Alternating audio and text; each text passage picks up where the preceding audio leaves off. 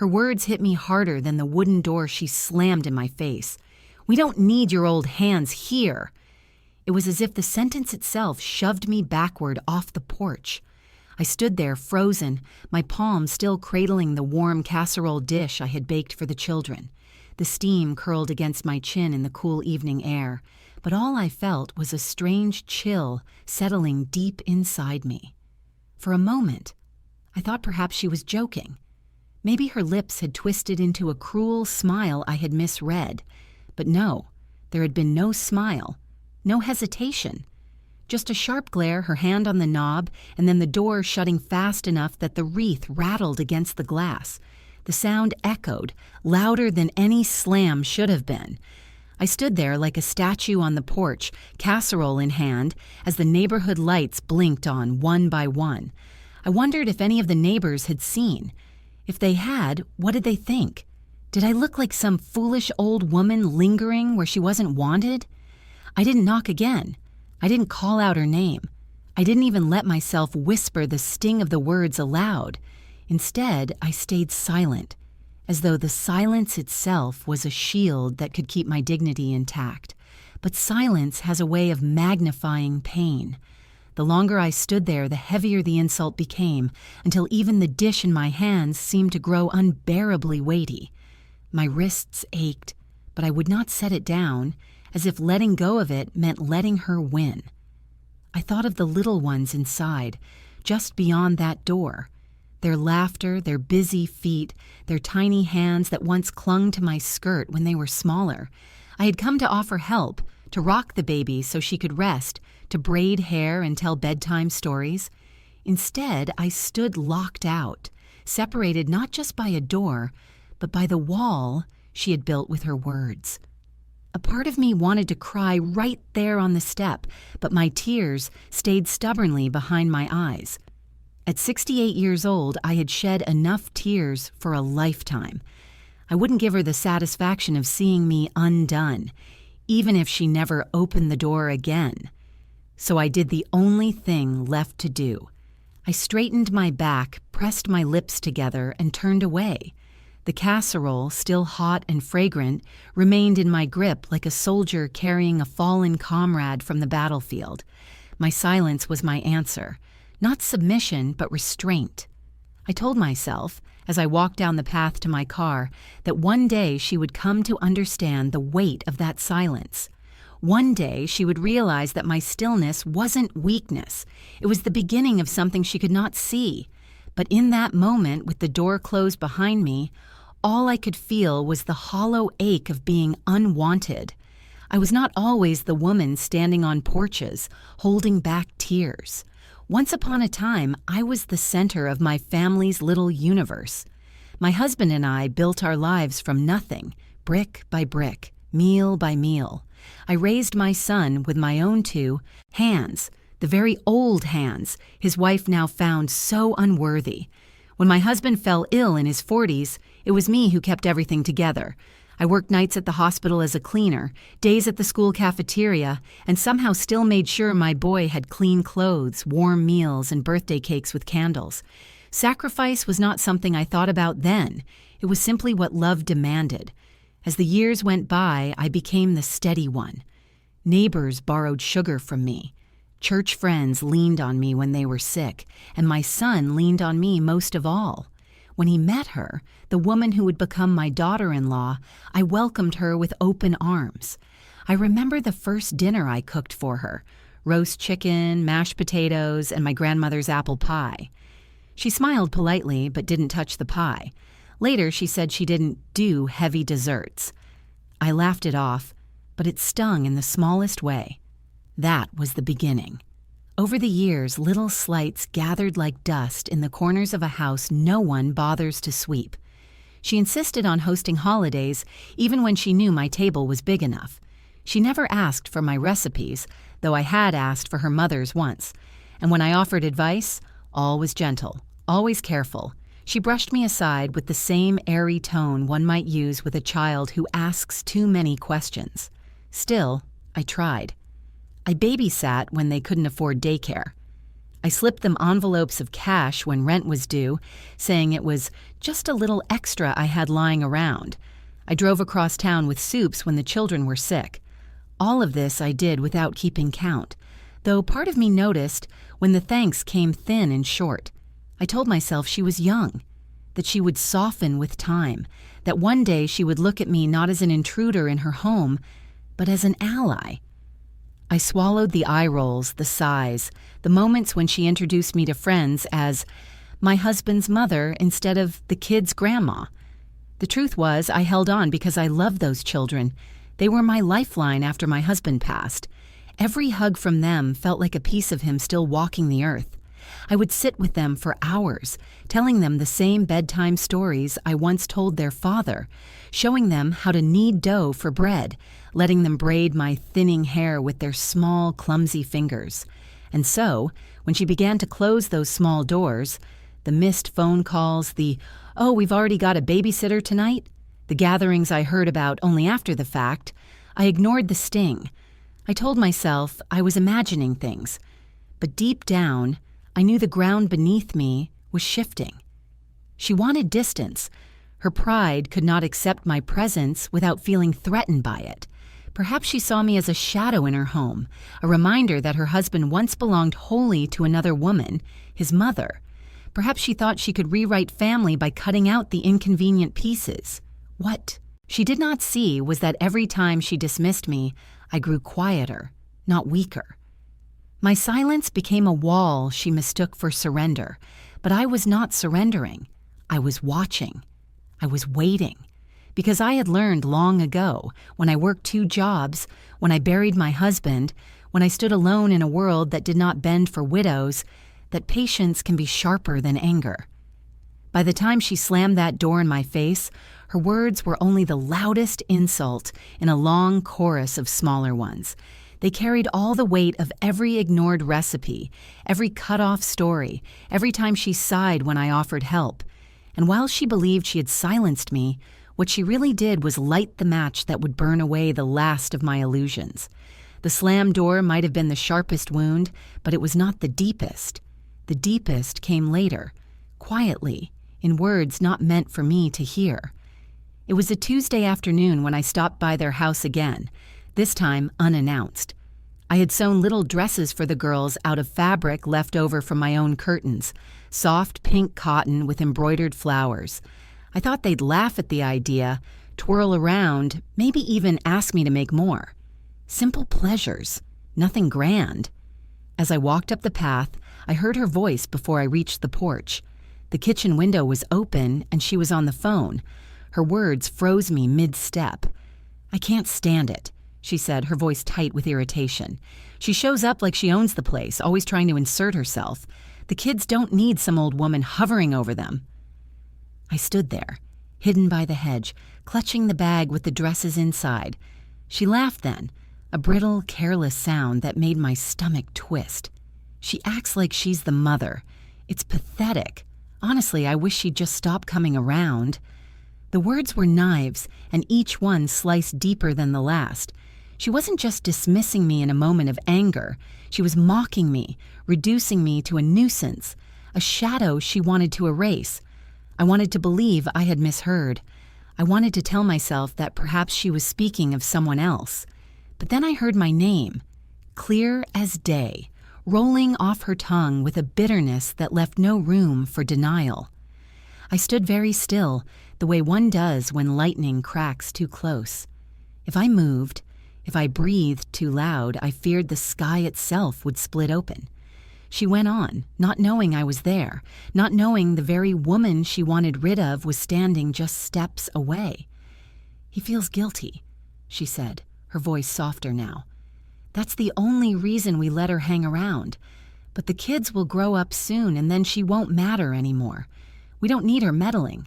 I've got this house under control." Her words settled like stones in my chest. It wasn't just a slam door. It wasn't just an insult tossed in anger. It was a plan, a quiet intention to push me further and further away until I was gone from their lives entirely. In that moment, I felt my illusions shatter. I had always told myself she was young, that she didn't understand, that one day she would soften. But I could no longer pretend. The truth stood in front of me, sharp and undeniable. She did not want me there. Not now. Not ever. The dresses in my bag suddenly felt foolish. What use were pink cotton flowers when the woman who ruled that house saw me as nothing more than clutter to be discarded? My hands trembled as I lowered the bag onto the porch. I couldn't bring myself to knock. I couldn't face her, not with her words still ringing in my ears. I turned and walked away, each step heavier than the last. Behind me, the laughter of my grandchildren spilled through the open window, bright and oblivious. That laughter was what broke me most of all. I had always believed they would be my anchor, the unbreakable bond that kept me tethered to the family. But now, I saw how easily that bond could be severed by someone determined enough to cut me out. By the time I reached my car, my breath was shallow, my pulse unsteady. The betrayal was no longer something I could brush aside. It was not a misunderstanding, not a moment of temper. It was a truth I could no longer deny. And with that truth came a cold clarity. I had been fooling myself all along. When I got home that day, I placed my purse on the counter and sank into the armchair by the window. The house was still, the kind of stillness that presses against your chest until breathing feels like work. I sat there for what must have been hours, staring at nothing, listening to the clock tick its stubborn rhythm. The bag with the little dresses never left my car. I couldn't bring myself to carry them inside. It felt as though they belonged to another life, another version of me who still believed I had a place in my son's household. The words I'd overheard replayed in my mind with cruel precision. She acts like she's the mother. It's pathetic. Once the kids are grown, she won't matter anymore. Each sentence twisted like a knife. I thought of the nights I stayed awake sewing Halloween costumes, the mornings I drove over before sunrise so she could rest a little longer, the hundreds of small, quiet sacrifices that seemed invisible now. And for what? To be mocked as though I were a trespasser in their home. I felt hollow. At 68, I had already endured my share of loss, burying my husband far too young, watching friends fade into illness, selling the house where I raised my boy because I could no longer manage the upkeep alone. Through it all, I told myself that family would remain. My son, his children, my grandchildren were supposed to be my reward for all those years of struggle. But now, even that seemed fragile, slipping through my fingers like sand. I asked myself questions no mother should ever have to ask. Was I really unwanted? Did my son secretly feel the same, but was too kind to say so? Were all my sacrifices invisible, erased by the passing of time and the arrival of a younger woman who believed she knew better? The weight of those thoughts pressed on me until my body ached with it. For days I drifted through my routines like a ghost. I made tea but let it grow cold.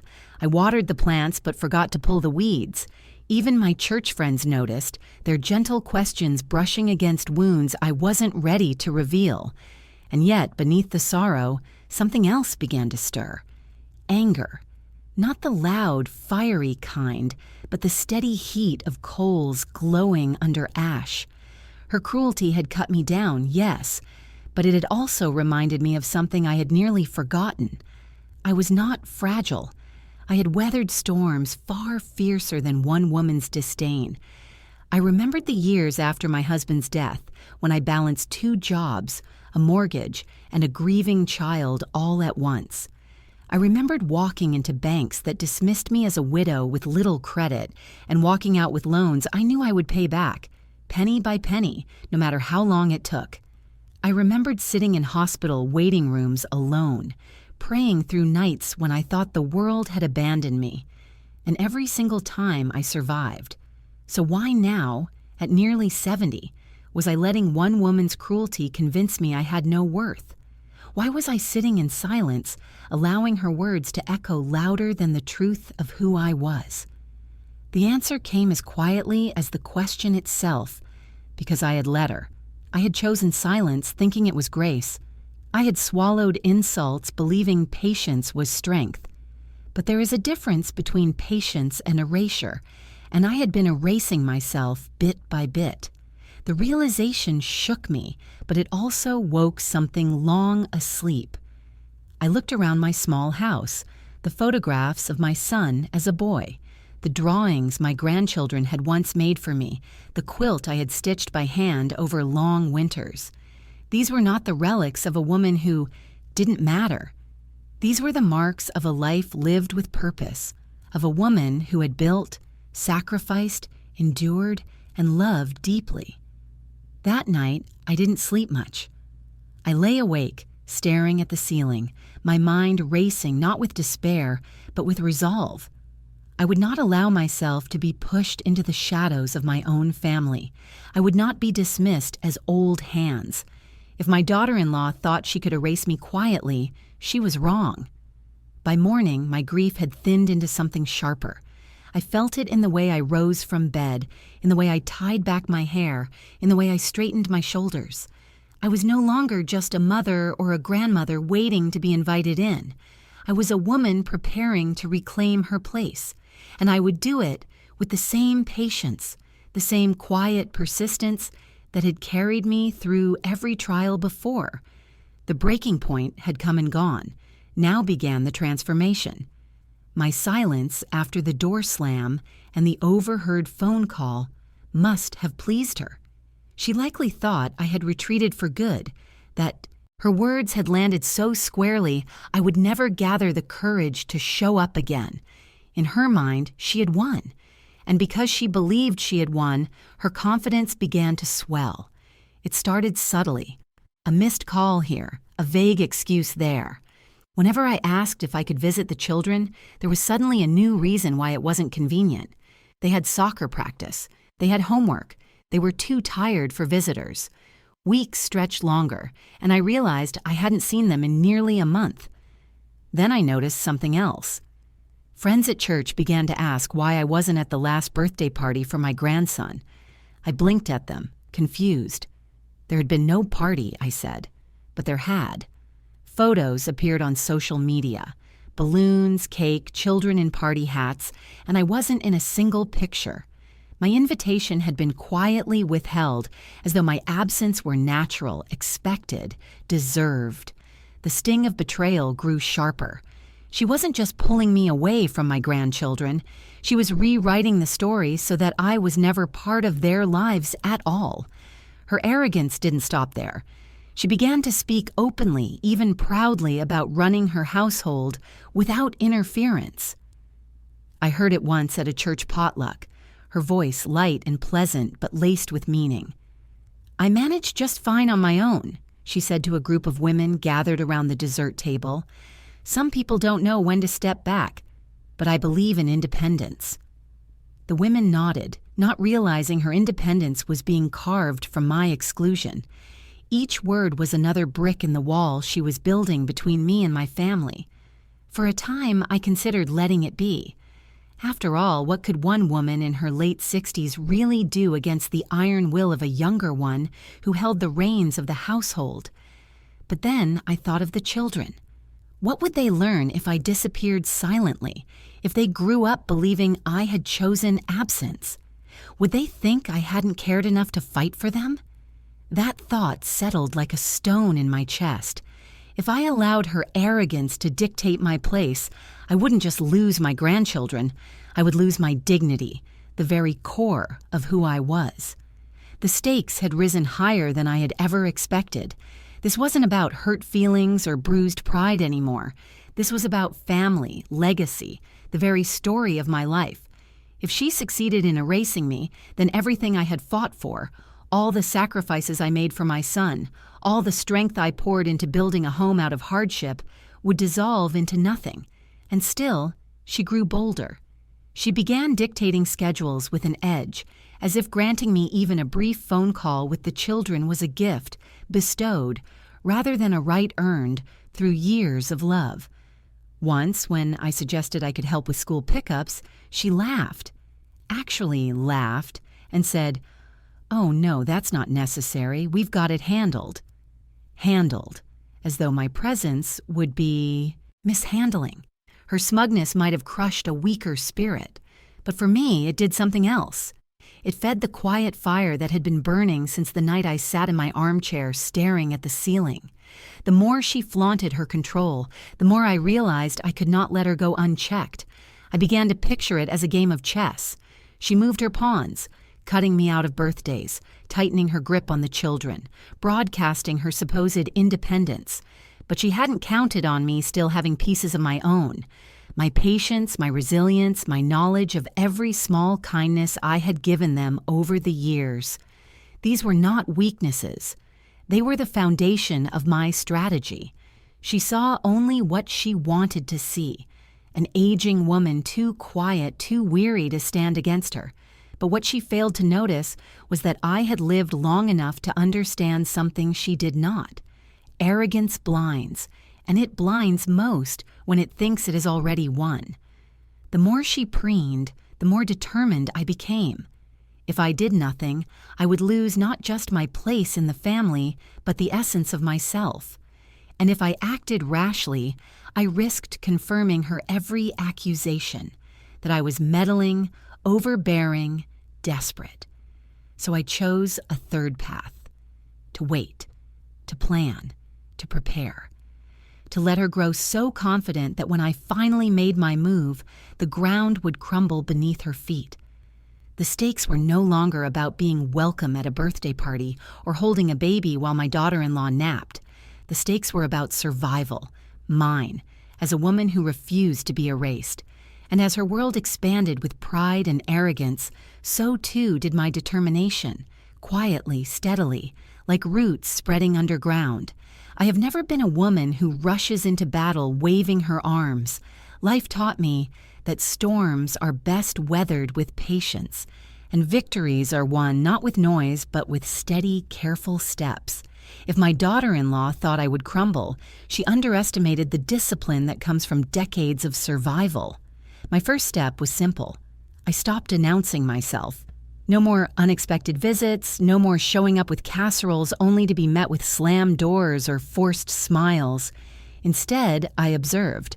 I listened. I took note of every small contradiction between what she said in public and what she had whispered in private. The more I paid attention, the clearer the pattern became. I confided in a friend from church, Margaret, a widow a few years older than me, who had a sharper tongue than most, but also a heart that could hold the weight of another's burdens. Over cups of tea at her kitchen table, I finally spoke the words I had been holding in. Margaret didn't gasp or shake her head in disbelief.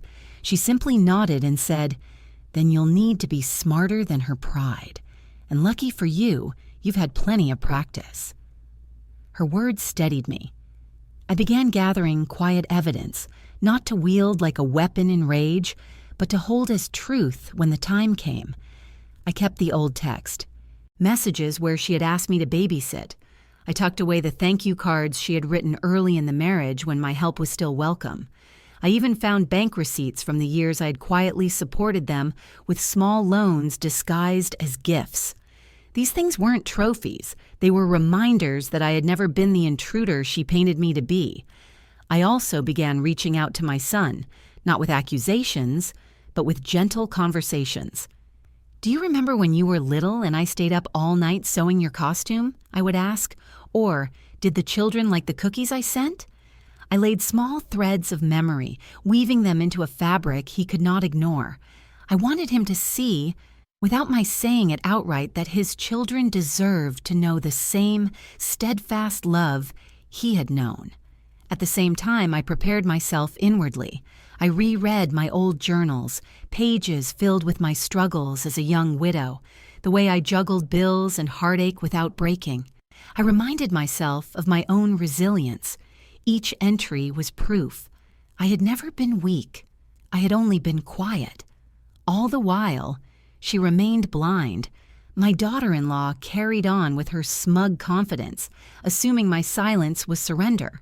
She didn't notice the way I straightened when she dismissed me. She didn't see the patience in my eyes when she tried to cut me off from the children. She thought I was fading.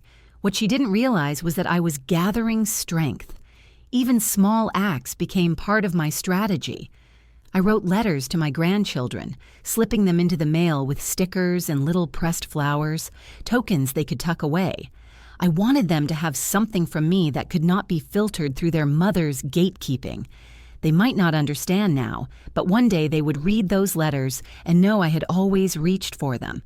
And when the whispers in town grew louder, that I had been excluded from birthdays, that I was rarely seen with the children, I let the truth sit quietly among those who knew me best. I did not defend myself. I did not plead. Instead, I let time do its work, knowing that consistency speaks louder than any argument. Piece by piece, I was reclaiming ground, not through confrontation, not yet, but through preparation. Because I knew the day would come when she would push too far, when her arrogance would leave an opening, and when that day arrived, I would be ready, not to scream or to beg, but to stand calmly with truth in my hands. I was not plotting revenge. That is not in my nature. What I was building was something stronger, a defense no insult could dismantle, my dignity, my history, my undeniable place in that family. As Margaret reminded me one evening as we sipped tea, pride always overreaches. Let her hand stretch too far, and you'll know exactly where to place yours. So I waited. I planned. And in my waiting, I grew stronger. She thought my silence meant weakness. She would soon learn it meant readiness. It happened on a Sunday evening, just as I knew it would. Pride has a way of swelling until it bursts, and my daughter-in-law could not resist the chance to show her power. I had been invited, or rather commanded, to stop by after church. My son's voice on the phone was hesitant, almost apologetic. "Mom, can you come over tonight? Anna wants to talk." I could hear the edge in his tone, the way a man sounds when he's caught between two loyalties. I agreed calmly, though inside I braced myself. When I arrived, she was waiting in the living room, her arms folded, chin lifted. The children were already in their pajamas, sent upstairs before the talk. My son stood by the fireplace, restless, his eyes darting between us. She began without preamble. "We need to set boundaries," she said, her voice crisp, rehearsed. "This family needs to function without constant interference. You've had your time, and now it's our turn. The children don't need confusion about who's in charge." Her words rang like a verdict. She thought this was the trial, and I was the guilty party waiting for sentence. I remained seated, hands folded in my lap, my back straight. My silence unsettled her. She expected me to protest, to crumble. Instead, I let her go on. She listed her grievances, how I visited too often, how my presence disrupted routines, how I inserted myself where I wasn't wanted. Each accusation landed like a stone tossed into still water, rippling out but not sinking me. Finally, she leaned forward, her voice sharp. "It's time you stepped back permanently." That was the moment I had been waiting for. I looked her directly in the eyes, steady as a mountain. My voice was calm, but it carried weight. "Do you truly believe I've done nothing but interfere?" She smirked, mistaking my question for weakness. "Yes," she said, "exactly that." I reached into my bag and laid the evidence gently on the coffee table. The old thank you cards she had written when I babysat for free while she worked nights. The printed text messages where she had asked me to pick up the children. The bank slips from years when my gifts kept their lights on. I did not raise my voice. I did not accuse. I simply placed the truth before her like stones forming a path. Her face paled. My son shifted uncomfortably, glancing at the papers, recognition dawning in his eyes. "You see," I continued, my tone unwavering, "I was not interfering. I was supporting. I was filling the cracks so this family could stand. I asked for nothing in return, because that is what mothers do." Her composure cracked. "That doesn't mean you get to control us," she snapped, her voice louder now, desperate. I didn't flinch. Control? I repeated softly. If I wanted control, I would have demanded repayment. I would have reminded you day after day of every sacrifice. But I never did, because my love is not a ledger. It is a foundation. And the truth is, I leaned in just slightly. Without these old hands, there would be no home to manage at all. Silence fell heavy in the room. My son's eyes met mine, full of a recognition he hadn't dared to voice before. She opened her mouth, then closed it, her confidence slipping away like sand through fingers. The final blow came not from anger, but from clarity. I stood, gathering my things with measured calm. You wanted me to step back permanently, but understand this. I will not be erased. I am their grandmother. I am his mother. That place is not yours to give or take, and you will not speak of my hands as though they are useless. These hands built the life you now enjoy. Her face burned red, but no words came. My son placed a hand on her arm, a quiet plea for silence. I walked to the door, every step steady, my dignity intact. I did not slam it behind me. I left it gently closed, the way one does when the argument is finished and the truth has already won. That night, as I drove home under the hush of the street lamps, I felt no bitterness, only a strange calm. I had not shouted. I had not begged. I had simply laid the truth bare, and the truth had spoken louder than any insult ever could. In the days that followed, the air between us shifted. My daughter-in-law no longer greeted me with open warmth. Truthfully, she never had. But she also no longer dared to slam doors or sharpen her tongue in front of me. There was a quiet restraint in her now, the kind that comes when someone has been forced to confront a truth they cannot argue away. My son came by alone that week. He sat at my kitchen table, his hands restless against the grain of the wood, as if searching for words. Finally, he looked up at me and said, "Mom, I didn't realize how much you carried for us. I should have." His voice was thick with the weight of guilt. I didn't scold him. I didn't need to. I simply placed my hand over his, the same hand that had held his through childhood fevers, teenage heartbreaks, and the night he lost his father. "You were young," I told him softly, "and youth rarely sees the scaffolding holding it up." His eyes filled, but I let the silence sit. Some truths need no embroidery. The grandchildren came soon after, bounding through my doorway with the unfiltered joy only children possess. Their little arms wrapped around my waist, their voices tumbling over one another with stories of school and games. Whatever tension swirled between the adults, the children remained my anchor, their laughter proof that bonds of love run deeper than anyone's pride.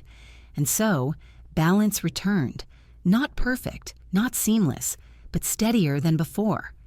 I was no longer excluded from birthdays or pushed aside at gatherings. Invitations were sent, even if begrudgingly. My place as grandmother was acknowledged, not because she granted it, but because I had claimed it with quiet strength. In my solitude, I reflected on all that had passed. At 68, it would have been easy to accept her dismissal, to fade quietly into the background as so many women of my age are expected to do.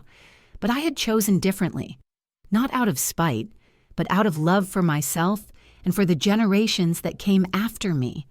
Age, I realized, is not a cloak of invisibility, though the world often tries to drape it over our shoulders.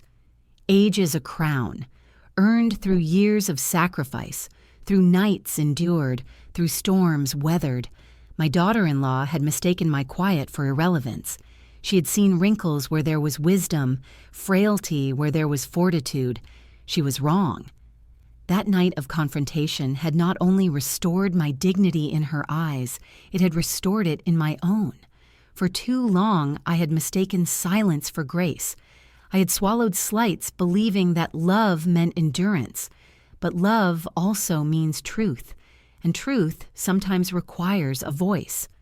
When I think back to her words, "We don't need your old hands here," I no longer feel the sting. I feel strength.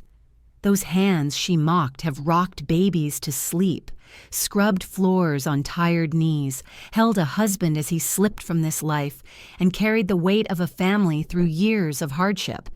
They are not useless. They are the very proof of a life lived fully, of battles fought and survived. And so, when I stand before my mirror now, I do not see an old woman on the edges of her family's life. I see a matriarch who has earned her place, who will not be erased by arrogance or youth's blindness. To those who hear my story, especially the women walking beside me in their 60s, 70s, and beyond, I ask you, how many times have you been dismissed, overlooked, silenced, simply because the years have gathered upon your skin? How many times have you been told in words or in silence that your hands are no longer needed? Do not believe it. Our years are not a liability. They are our power. They hold the lessons, the endurance, the strength that only comes from living through what others have yet to face. So when someone tells you your hands are too old, hold them out anyway. Let them see the lines etched by decades of work and love, because these old hands still have the strength to build, to protect, to guide. And as for me, every time I braid my granddaughter's hair or steady my grandson's bike, I know this truth. Old hands do not weaken the family. Old hands hold it together.